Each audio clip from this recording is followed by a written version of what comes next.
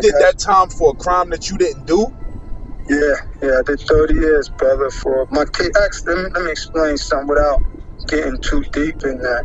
I mean, if you Google me, you see my articles. I've been in the Daily News, the Post, and all that since I've been on several times.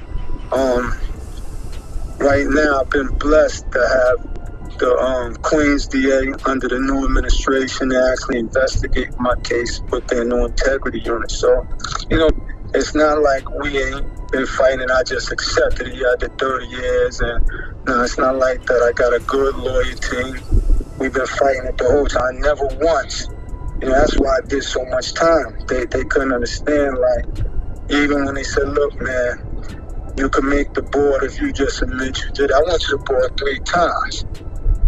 I got hit twice and then 18 months. So I did the quarter plus two-year hits at the board and an 18-month hit before I made the board because I refused. My mindset was like, listen, a lot of time in my life, I never really stood for nothing. I mean, whether it was being a good friend, a loyal husband, or whatever, my thing was about getting the bag and surviving. So if I felt you crossed me, I'm going to cross you first, It was about survival. So I said, you know what? I never really stood for nothing, but one thing I'm going to stand for is that, well, I have to die inside this prison. I'm never going to admit to a crime that I did not do. And that's why, to this day, I never did. To this day.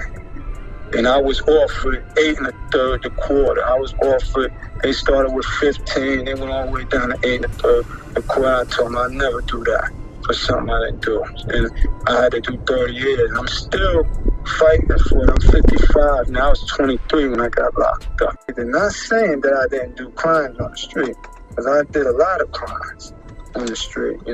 I wasn't one of these guys that was going to college and just happened to be in the wrong place at the wrong time. And I've always admitted that, yes, I was a part of the problem. I sold drugs in the community. I robbed other drug dealers. I did what I had to do to survive. But what I did time for and what I was accused of, no, I didn't do that. And I don't feel because I did do other things that I should just be collateral damage for that. Not at all. That's crazy, bro, and I know that's a whole nother world of stories, because it's I gotta take my hat off to a dude that could even function with all of that time, knowing that he didn't do that crime. Like, that'll eat me away, that'll eat me from the inside out. Like, you feel what I'm saying? I'll probably never come home. For a time it had me like that. It went for a time.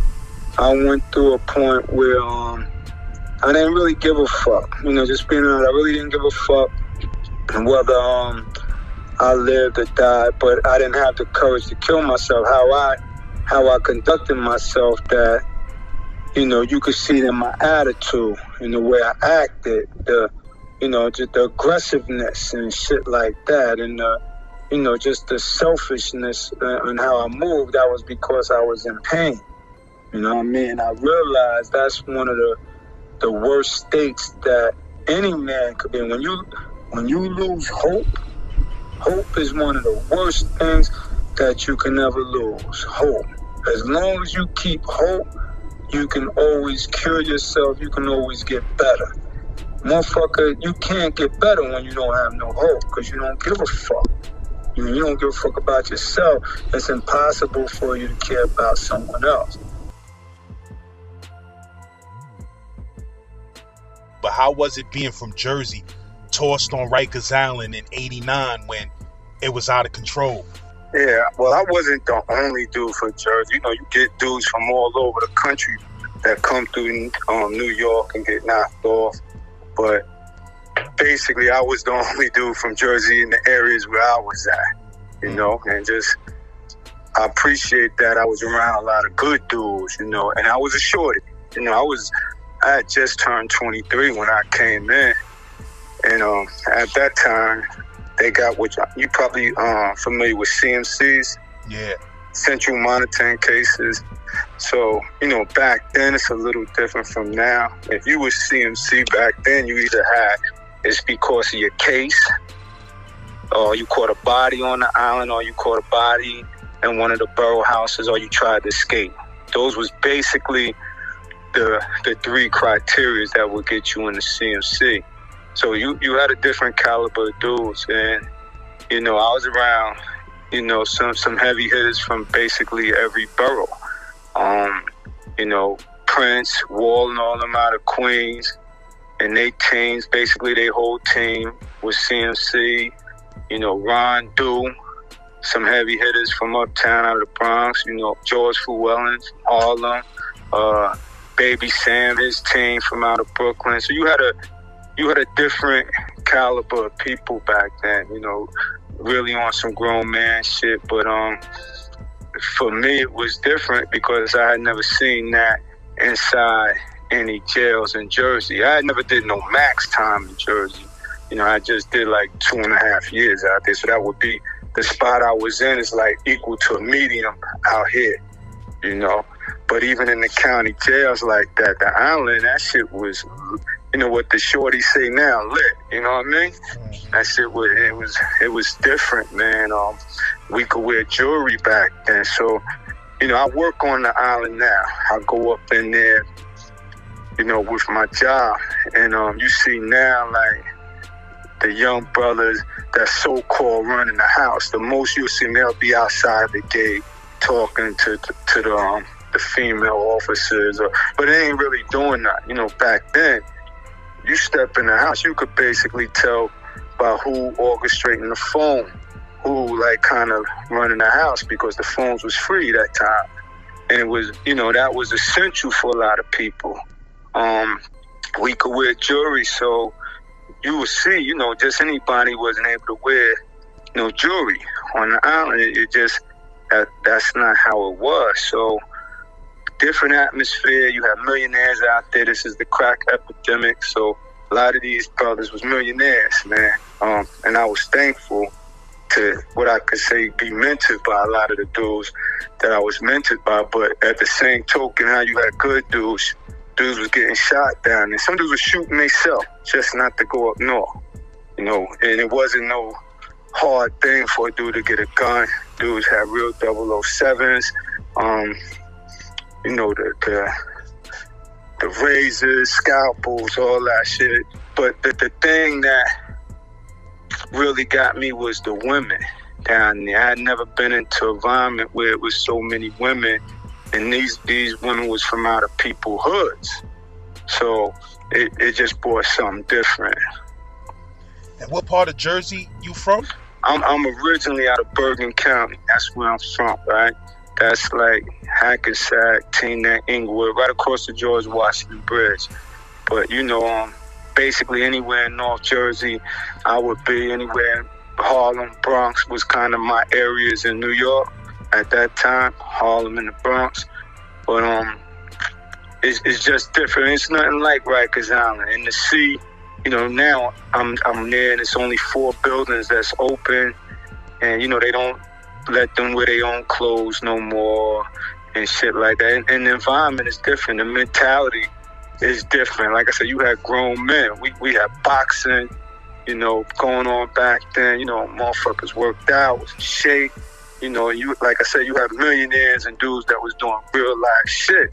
Not saying that you don't got some of the brothers that's locked up now that's not getting money and things like that. But for me, going up in there, the mentality with these, especially young brothers, like with the K2 and just, they not even really cleaning themselves. You don't even see that many dudes working out no more. You see a dude now, like you can see he working out, he's staring down. Whereas before, everybody worked out. Like you stood out if you didn't work out, So it's a big difference now being up in there, coming in there, especially in '89, to working there now in 2022 and just seeing the mindset.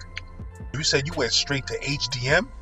When I started out, at that time, you had like the 6th floor Queens house, 6th floor Bronx house, 10th floor Brooklyn house, and then they had like a spot in North Facility.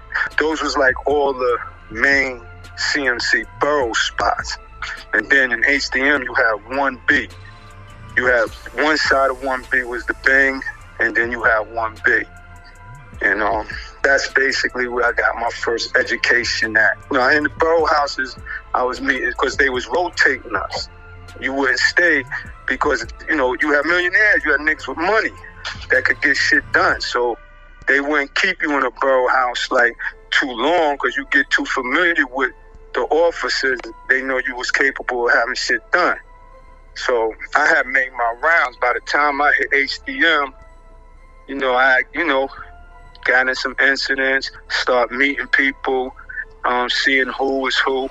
Did dudes try to try you because you was from Jersey? Of course. From Jersey. I mean, I'm going to keep it from what I can remember. Remember, I'm going back 30-something years. Most of the problems were dudes that where I was from was more like lame, but I'm just getting there, so I don't know who. I don't really know their names. I don't really know these niggas is like suckers just trying to get points because they see I'm there by myself. Most of the thorough motherfuckers, it was about what you do in town, what you do in the street. But I had some problems, when I first came in, and I always took care of it. And that helped me. I learned quickly that when you step up for yourself, people that like you, they gonna hold you down. But even if you don't step up for yourself, even the brothers that really like you at that period, because you had you strong as your weakest link. So we don't want nobody around us that he gonna just be a weak link for us all the time. You know what I mean? So if you ain't fighting for yourself, what asset you gonna bring to the team? So I learned quickly, and like I said, the dudes I was around, these was dudes like, if you wanted to be accepted by them, and I'm young, I'm 23, I'm definitely impressionable. I'm around Walt Corley out of Fort. I'm around Gerald Prince, man. I'm around Ron Duke. I'm around some, heavy hitters. I'm impressed by these dudes because I'm young. And so they ain't had to tell me, yo, move like this. I'm watching them and learning. When shit get hot, I'm watching them breaking, putting the shampoo on the floor, putting the glass on the floor, breaking the brooms, telling dudes get the toilet tissue, put it in your nuts, put shit around your gums. I'm learning this is what you do in these type of incidents. I'm learning that, if this happened, it ain't take me coming to New York to get hard. I always had hard. But to learn, like, okay, this is what we do over here, because in Jersey, it's more fighting. 10 niggas might jump you or bust you in the head with something. It ain't that much cutting back then. When dudes got knives and shit like that, it was really something serious. Whereas it was like standard over here to cut a door. Out my way, motherfuckers be fighting. So it was boroughs. It was when you came through. It was boroughs beefing with each other. Yeah, it was still boroughs or projects. Like certain hoods. Even sometimes niggas from Brooklyn might. Of course, when it's a borough, they gonna stick together. But niggas from Fort Greene, they don't just rock with niggas from, say, somewhere in Brownsville, one of the hoods out in Brownsville. It ain't like that. But it was some borough shit. Or back then, it was 5%ers. Muslims, it was that could bring brothers together too. If you was God body, it didn't matter. Y'all got y'all brothers. Muslim, your brothers, shit like that. Latin Kings, your brothers. But you know how it's gonna always be some tribal shit. It's tribal shit now, just not to that same degree. I see.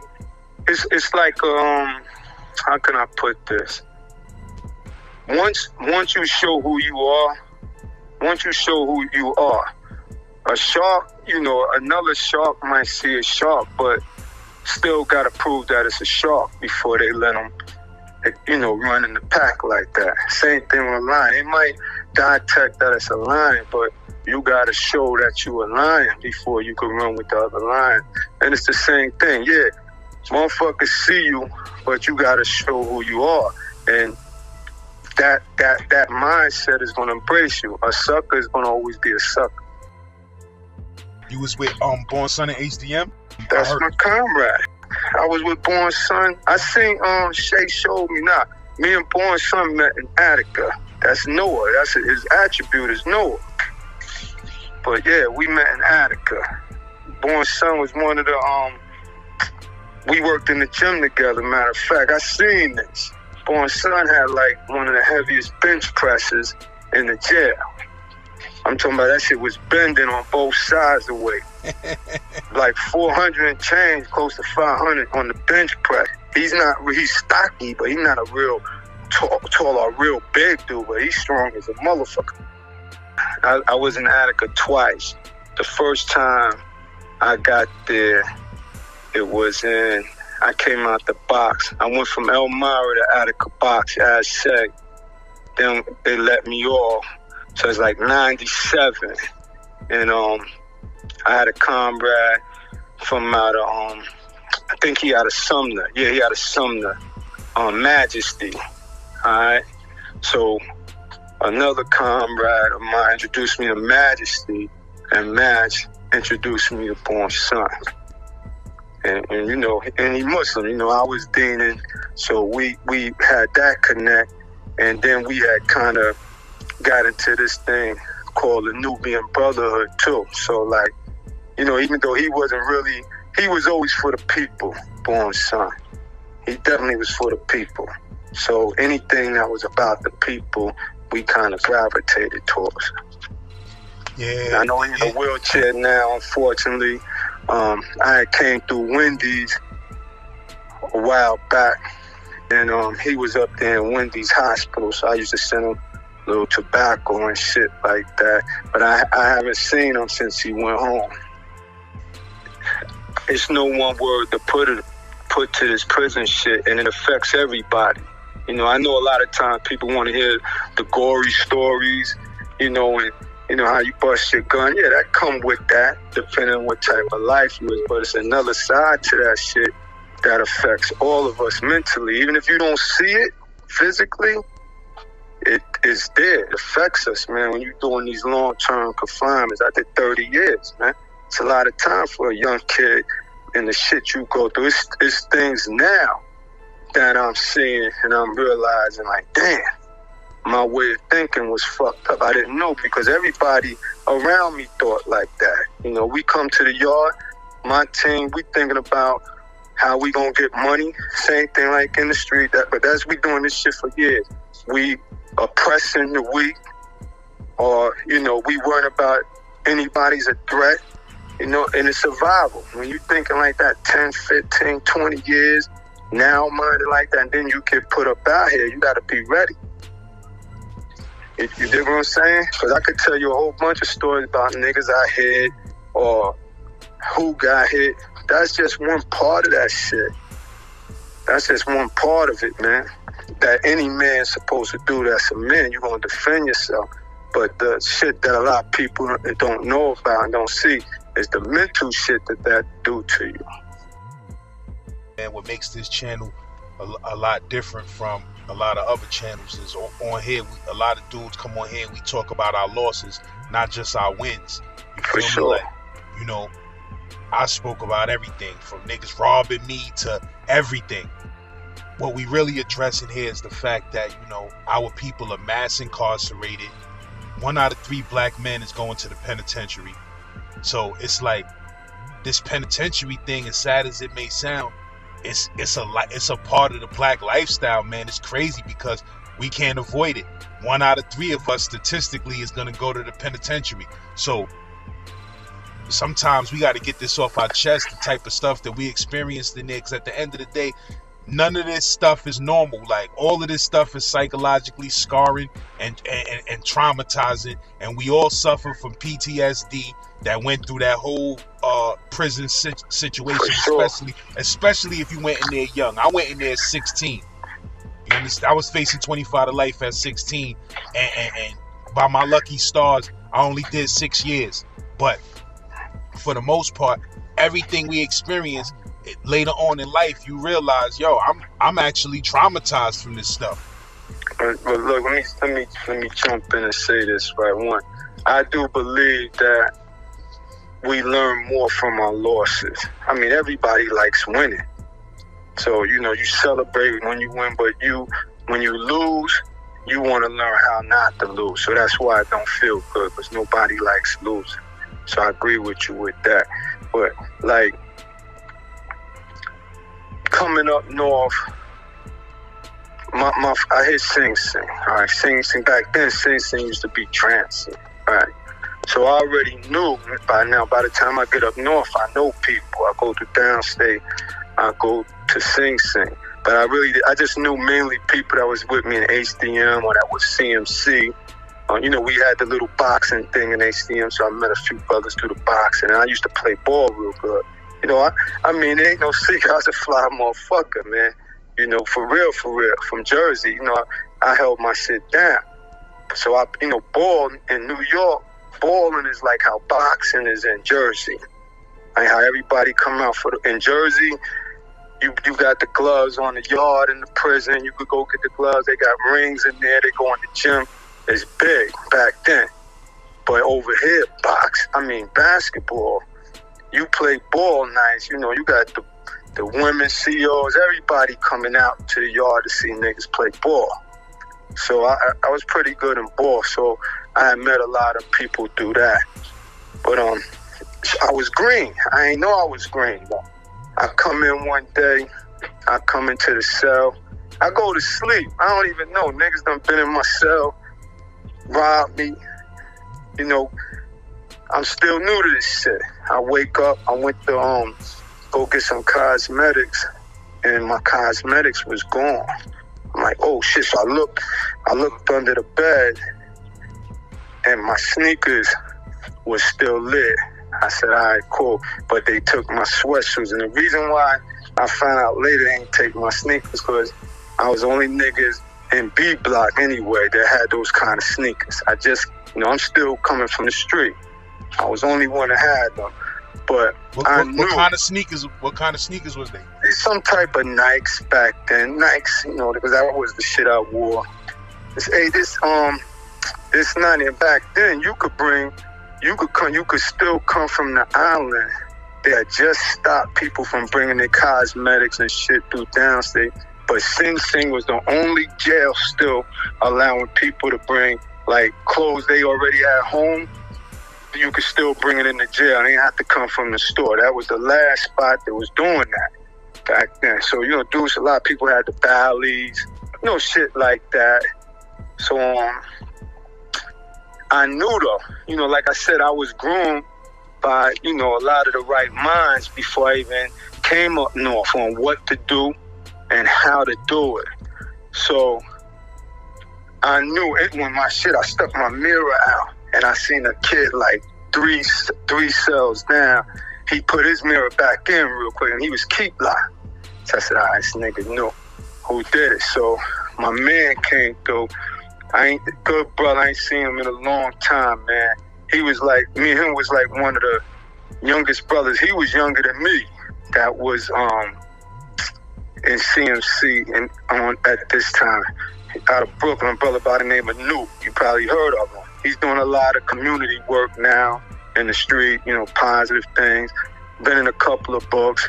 He's young, but he was laying down a lot of shit in Brooklyn back in the 80s. He's from out of Brownsville. Yeah, I know. I'm familiar with the bro. All right. From up on the hill. Mm-hmm. All right. So Nuke came through. When he came through, I told him what happened. Now, they had already, when I hit reception, gave me a gun already. As soon as I hit reception, they gave me a gun. So he was like, yo, a certain dude, he's like, yo, I know that nigga, because he was keep locked too. He said, yo, either that nigga know about it or something. And you been to Sing Sing? Nah, but I'm all right. Well, Sing Sing was the only joint. Sing Sing got on one company like 90 cells. Shit like 80-something cells on one company. That shit's as long as 3 ways to get on the company, and they still got the cells with the police got to come down with the key and open, and they hit the lever. How the old prisons was like they HDM. open the key, yeah, and they hit the lever, and all the cells open up. That's how. But the keep lock it was ways that they could get out themselves if it wasn't locked with the key, you know?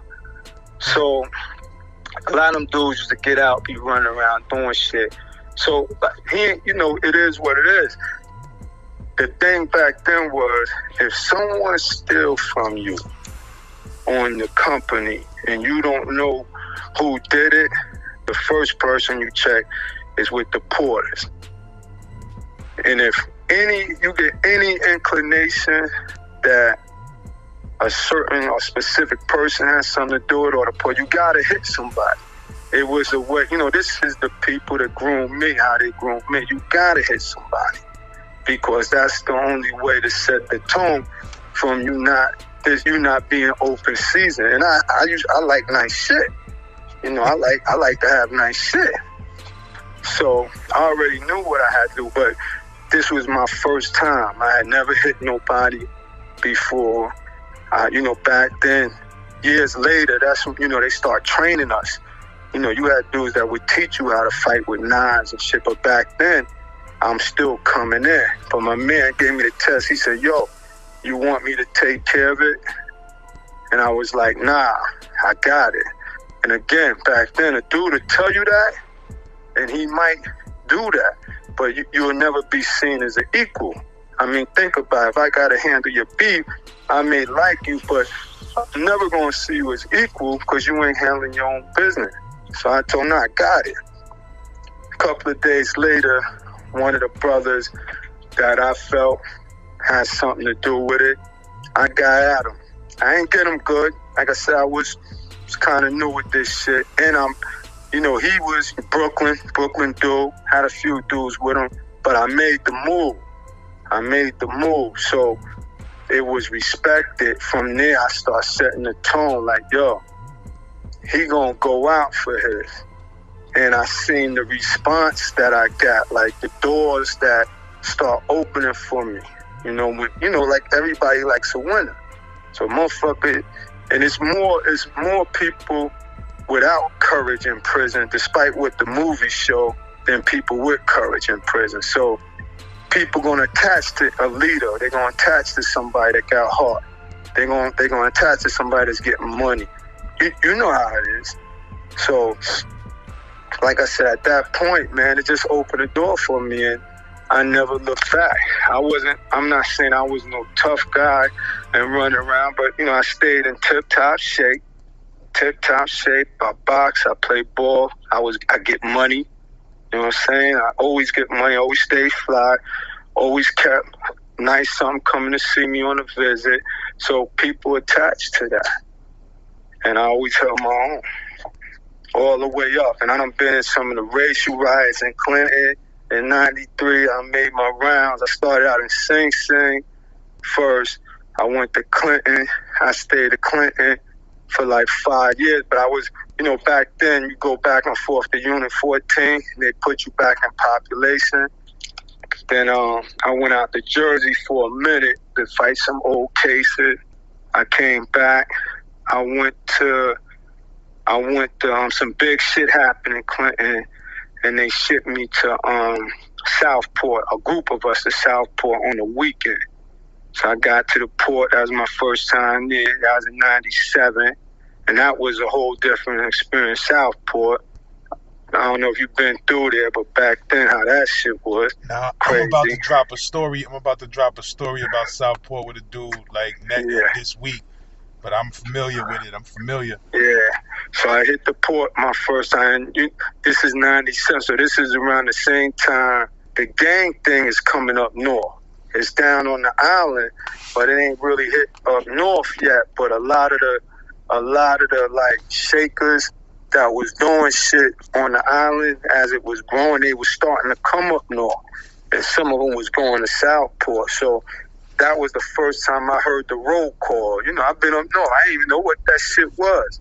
Back then, they ain't like now. They'll lock dudes up for that shit. But back then, man, them dudes be screaming the roll call. You hear that shit from a whole nother area of the jail, you know? Mm-hmm. So